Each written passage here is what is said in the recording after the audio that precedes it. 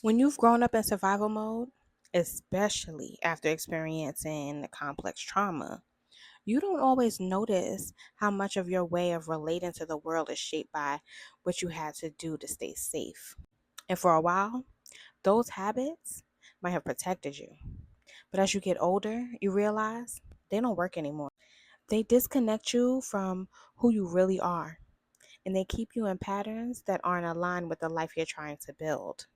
So, part of healing is being honest with yourself about your relationship style. Why do I react the way I do? Where did I learn this? Who taught me this dynamic was normal? We hear the term dysfunctional family a lot, and some people brush it off by saying, well, everyone's family is dysfunctional. But that word dysfunctional doesn't mean not perfect. It actually means a family in pain, a family that doesn't know how to move through the pain in a healthy way. All families face hardship, but a functional family can work through that hardship and come out stronger. A dysfunctional family stays stuck in the pain, never fully resolving it, and that pain just keeps stacking on top of itself, silently poisoning everyone inside. And when a child grows up in that environment, they subconsciously start asking themselves, how can I protect myself from getting hurt again? What can I do to help this family stop hurting? How do I get my needs met in a home that's drowning in unspoken pain? That's where family roles start to form. And if you were labeled the problem child, the rebel, the defiant one, the emotional one, I want you to hear this. You weren't the problem. You were the truth teller. The scapegoat is often the only one being honest in a family full of denial. Everyone else might be pretending, putting on masks, avoiding hard conversations, pretending everything's okay. But the scapegoat, they're the ones saying, no, something's not right here, and I won't pretend. And yes, you may have acted out. Maybe you yelled. Maybe you slammed doors, snuck out, got in trouble. But that rebellion, that was your body's way of saying, I will not accept this dysfunction as normal. I refuse to pretend this house is built on love when it feels like it's built on control and silence and pain. Rebellion is often a form of resistance. It's not always bad. In the beginning, it can actually be very healthy. A refusal to stay silent in a home full of secrets. But here's where it gets tricky. That honest rebellion gets punished. Instead of asking why you were acting out, the family makes you the scapegoat. They blame you for the tension, the arguments, even the failing marriages. They say, if only you would behave, everything would be fine. And now, you're not just hurt, you're also being responsible for the hurt.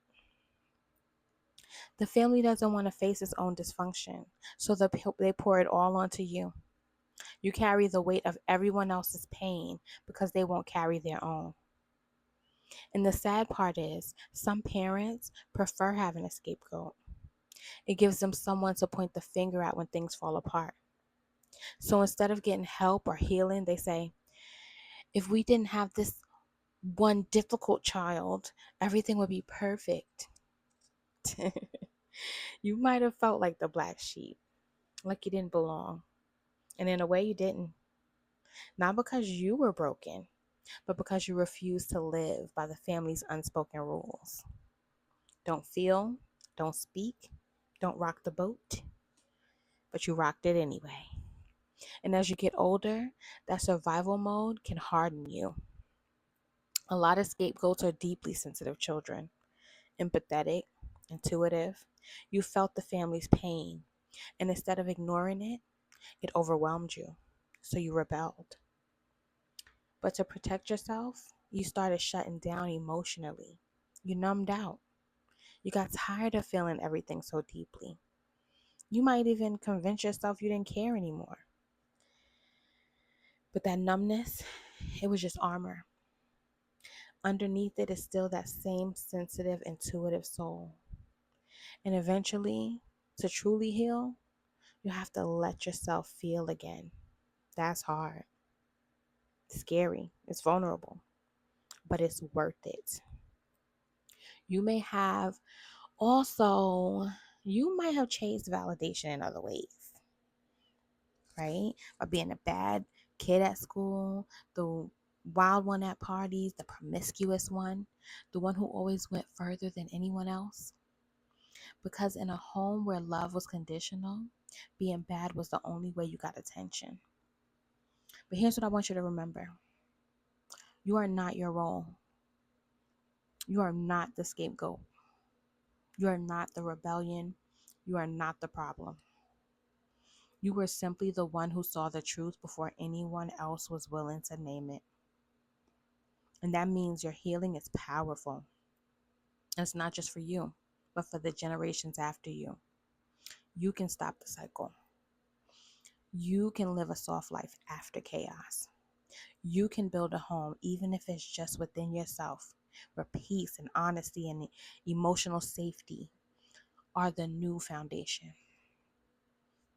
And you don't have to play that role anymore.